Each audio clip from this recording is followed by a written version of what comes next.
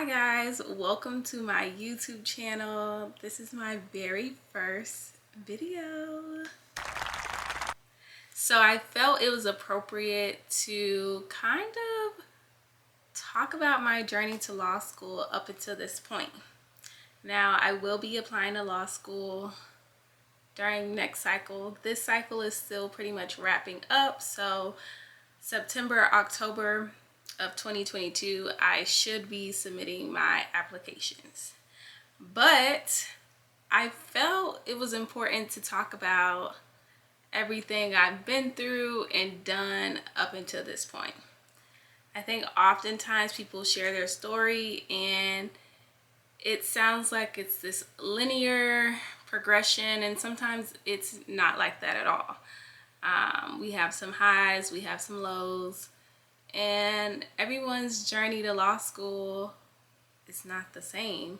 And so I feel like my personal story could resonate with those who are more on the delayed but not denied side. And so my hopes is that from this video,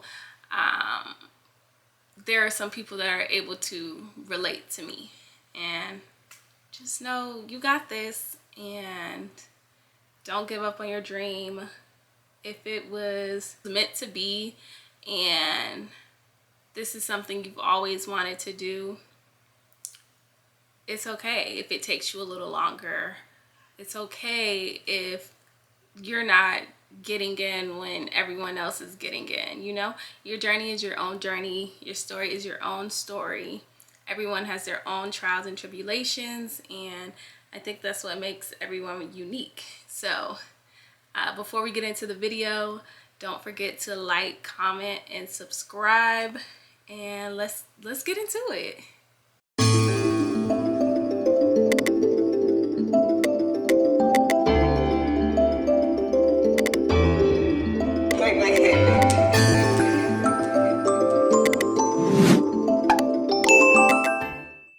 So I have notes down here, so if you see me looking down, that's I'm just trying to make sure I stay on track.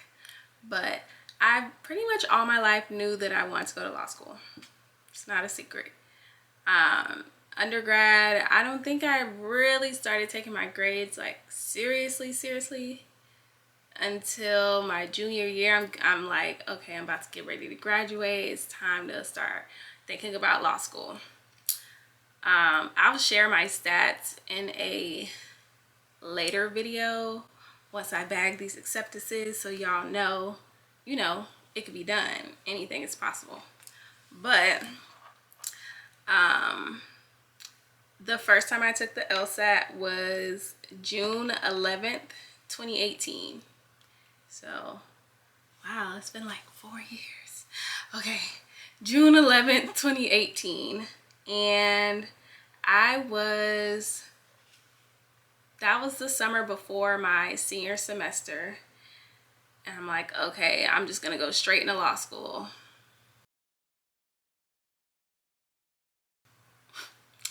Yeah, right. Anyway, so I studied with Kaplan. That already should tell you everything you need to know about what happened and what went down. I went to Barnes & Noble, got the Kaplan LSAT prep book, and that's all I had. I knew nothing else about the LSAT. I just was like, okay, let me get this book, I'll study. And so the summer that I took the LSAT for the first time, I was going to be studying abroad in the Czech Republic, Prague, for school. It was a human rights program. And so I pretty much studied from the spring semester all the way up until, so the end of spring semester, all the way up until the test. I'll just go ahead and put that out there. I got a 140. So first time taking the test, used the Kaplan prep book, got a 140. I'm like, okay, no biggie. Mind you, I paid out of pocket for this because at this time I was so naive and ignorant to the whole process. I didn't even know what a fee waiver is. Well, was. So I paid my $180 at the time. The LSAT was $180 compared to the $200 that it is now. So I'm like, okay, whatever. Went to Europe, lived my best life there. Came back. I'm like, okay, well, I still want to apply to law school next year, so I need to take the LSAT again. This time I applied for the fee waiver, and that gave me 2 free tests. So I'm just thinking, oh, I could take these tests and I'll get new results. I didn't change up the study style, the study material, and honestly, I didn't even think I studied. I was just like, let me sit for these tests real quick so I can get these test scores. I did that twice, 2 times in a row. Like, did I not learn? Did I not learn anything?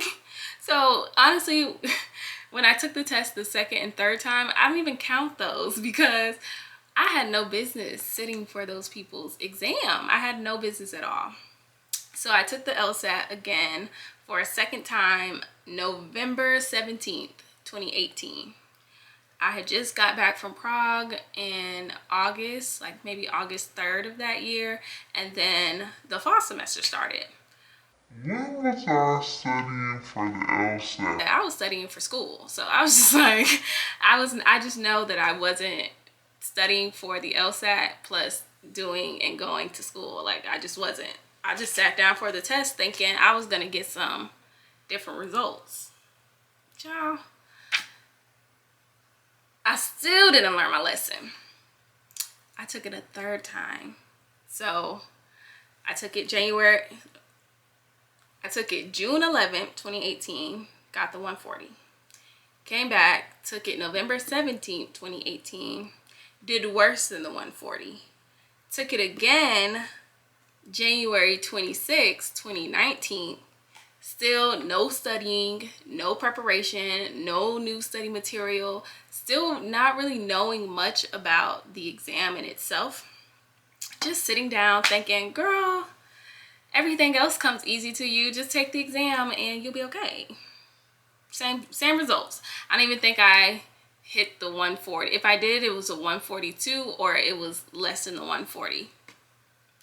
So those are like my early stages of preparing for the LSAT. Basically, it was non-existing. Like, did I really prepare? No, I did not. Like, and that's just the honest truth. And hey, it happens to the best of us. Don't be like me. You actually have to study. You actually have to set a study schedule, study plan. You need to take practice exams, do real questions. Don't sit for the exam until you're scoring consistently what your goal score is. Point blank, period. I didn't do that. I didn't get this common sense and all this prior knowledge until later into the game. And I'm like, girl, what is going on? So fast forward, I think I applied to schools with those scores, those 3 scores. Yes, I applied to 3 schools to start school fall of 2019. Mind you,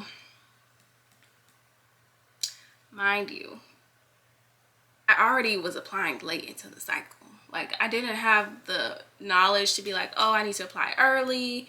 This is, gonna help me with scholarships. This is going to increase my chances of getting in. I was not thinking like that. I'm just like, take the LSAT, apply. I didn't know, hey, you need to do this. I didn't know. Hey, that's the perks of being first generation. So I only applied to 3 schools at that. Like, come on, 3 with those scores, with that preparation. Like, who do I think I was? Beyonce? Like, they were just gonna let me in.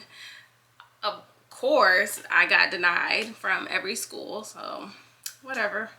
So we took the LSAT a 4th time, and so the 4th time we took it, it was a bigger gap in between when I took it last January 26, 2019. I ended up taking it a 4th time, January 13th, 2020. Now, I know that sounds great, like, oh yeah, you took a year off and you came back. No. What I did was I took a year off and did nothing. I did no type of prep. I did no type of studying. I did nothing. I believe my mom paid for a Test Masters online course for me, and I believe it was $1,500. And so I think it was maybe like a 6-week course, maybe an 8-week. Fact of the matter is, now that I'm more wise and mature, I know that I need longer than that. 3 months is not enough for me. It's enough for some people, but like, it's not enough for me. And I had to come to that realization, like, okay, you can't just do 3 months and expect to reach your full potential. And you can't just do 3 months and expect to reach your full potential. So it's like, okay. So I did the course and I took the exam, like I said, January 13th, 2020. And that was, at that point, the highest I had ever scored on the exam. Not even, first of all, I wasted my mom's coins. I didn't even do the course. Like, I did some of it, but like, I didn't get my money's worth from the course at all. So at that time, I think I scored a 145. And that was the highest on record that I had. So I'm like, okay. Took that score, applied to 3 new schools. Mind you, these were not the 3 schools that I applied to the previous year. I was just like, to heck with that list. Let's do 3 new ones. So I applied to 3 new schools, got rejected from all 3. So at this point, I'm like, okay, something's gonna have to give. Something's gonna have to give. And so I was like, well, maybe the course that I took, I didn't really do it because, you know, it was online. And I was like, I need to find something that requires me to show up every day in person, or 1 time a week or 2 times a week, however much it may be.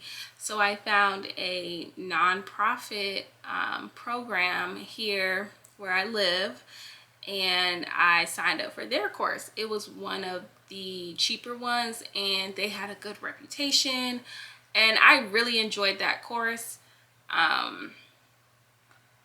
Like, I would recommend it to anyone. Definitely helped me with the fundamentals and like really understanding what the test was, how to dissect the different question types. Like, up until that point, I wasn't even focused on what question types were involved with the exam, trying to build any strategies. I'm just thinking, if I study, do a little question here and there, like, I got it. No. So I did that course from October 2020 till January 2021. I was supposed to take the January exam, and I just didn't feel ready, so I pushed it back to February of 2021. Like, that was gonna do something for me. So I ended up catching COVID. Like right after the course was over. Caught COVID, and I couldn't stay up. I just slept all day. So at that point, I'm like losing 2 weeks of valuable study time. I'm just cooped up in the room, haven't touched not a lick of LSAT material, just sitting here. And then February rolls up and it's time for the exam. Now here's the kicker. This February 2021 exam was the first time I took the LSAT in its flex form. So during my studying and my prep, I never did any online prep. I did everything on paper. So when I went to take the test, it was like a shock to me. Like, I was not familiar with it at all. And I can say that something that hindered me from improving my score was not being familiar with the format of the test and not having practiced it that way before. Test day came, I was in my thoughts. I was in my head. I'm doing the question. I'm like, what is going on? And it wasn't because I didn't understand the material, because during class, you know, we were doing practice tests and I was scoring in the 150 range now. Like, I'm like, okay, like this is good. This is where I need to be. Got my score back lower than the 145, which was my highest on record. So I'm like, okay. So I'm like, something has to give. This is not my life. But I still applied to law school. Still applied. I'm like, okay. I wrote an addendum about my situation and all of that. Wrote the addendum. And I ended up applying to 6 schools. I got accepted to one, and I got waitlisted at another and denied from the other 4.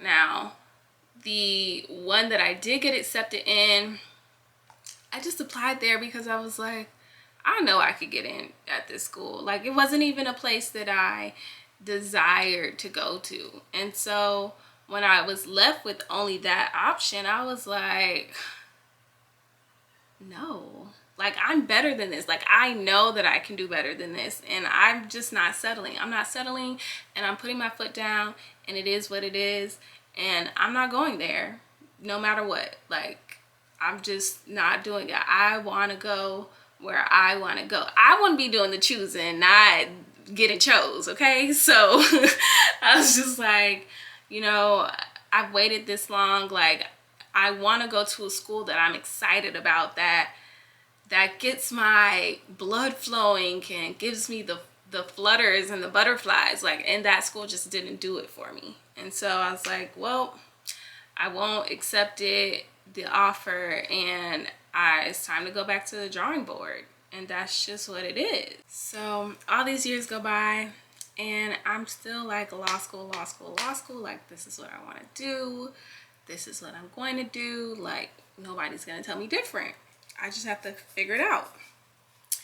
And so I ended up starting my Instagram page where I would give tips and document my journey so far, which we're still in. So make sure to follow me on Instagram at legally.ty and keep up with me there. But so I made my Instagram page and I'm giving tips, like, because I'm like, at this point, I know so much about the process. Like, 2018 me has nothing on 2021, 2022 me. Like, I'm a whole new girl. Like, I know so much up until this point. And so after I decided not to accept the offer and got waitlisted at a school, because the reason they told me was because they decided to downsize their class size that year. And I was like, just my luck. I would have actually went to that school. But it's okay. Everything happens for a reason, I think. I mean, it does. And I started studying for the LSAT consistently August 2021. Like, consistently. I put my 2 weeks in at my job. I went on a nice summer vacation, got my mind right, and I came back. And the reason I did that was because I wanted to be able to dedicate those 4 months that I was not working solely to getting ahead in my LSAT prep, really understanding the exam, really feeling comfortable, so that when I did add on a job again, it wasn't like I was trying to balance studying from scratch without a study plan or a schedule, because that changes and you have to readjust and you have to make calculated adjustments along the way. And so I'm glad that I gave myself that time to get ahead. So I've been studying since August 2021 consistently. I pretty much study at least 5 days a week, Monday through Friday. If I'm bored, I'll throw a little Saturday in there, but it's not that often, trust me. And sometimes I miss a day when it comes to my Monday through Friday, but for the most part, I'm very consistent. I do take breaks. I do value being able to take breaks and making sure I'm okay along the way. So since then, I have used LSAT Demon and Brad study material. Right now, currently, I'm using Brad study material. And I learned to go at my own pace. It's not a race. Law school is not going nowhere. Don't sign up to take an exam just because. Like, make sure you're getting the results that you want to get before just sitting for an exam. Practice in the format of the exam. Literally, because the exam is online now, I will say 100% of my prep is online prep. And I think that works for me, just ensuring my comfortability with the format of the exam. And so, yeah, that pretty much sums up. No, something that I also learned is when I was like, okay, I know I'm not about to be working. How am I gonna pay for the LSAT? How like, I've already dedicated so much time and money to this. Like, what can I do? I was helping people on my Instagram sign up for fee waivers, like people that were like me and didn't know anything about it. I'm voice memoing them on Instagram DMs, like telling them what to do, where to find it at, what are the perks and the benefits of it. And I was like, let me see if I can sign up for a fee waiver again. And I did, and I was approved. And so if you're like me and in the same boat that I'm in, where you started this journey a while ago, after 2 years, your fee waiver expires and you can re-sign up. So as long as you still qualify for a fee waiver, you can get it again. And so I currently have a fee waiver. So that helped a lot. And so that's what I mean by I've learned so much during this process that it's crazy to think, people that don't have knowledge of this or anyone in their family to help them out, how much stuff we're just missing out on. And so you really have to like get it out the mud and really, put work in for this. And so now I'm feeling a lot more confident. My goals are so much bigger. Like, I see my potential and what I'm capable of doing. Like, my goal score is back then is definitely not my goal score today. And that's just on period. Like, the things that I want to do are totally opposite of what I thought I wanted to do back then. And that just comes with growth and realizing that, it's possible, it's doable, and I'm gonna do it. And so I will be taking the LSAT this year for my last and final time. Thank the Lord. My last and final time between the June exam and the September exam, because I would like to apply at the beginning of the cycle, which I've never done before, and I've learned from it, and this is me growing. And so that pretty much wraps up my journey to law school up until this point. I can't wait until I can come back and give you guys an update on my acceptances and where I'll be going. But I say all this to say, you are not alone. You're not alone. You will not ever be alone. It's honestly in you. It's in you. You just have to keep pushing at it. Never give up on your dream. And keep your eye on the prize. Don't let anyone ever discourage you from doing what you want to do in life. And so I hope that, you know, you guys were able to relate to this in one way or another, and that you feel seen. Like, I feel like no one, when I was looking, was sharing their stories in such a transparent way. And my hopes are to be so very transparent on this channel, because I just want to help in any way I can. And so if you have any questions for me about my journey or anything I discussed, feel free to comment down in the comment section below, or hit me up on Instagram. I'm pretty responsive on there.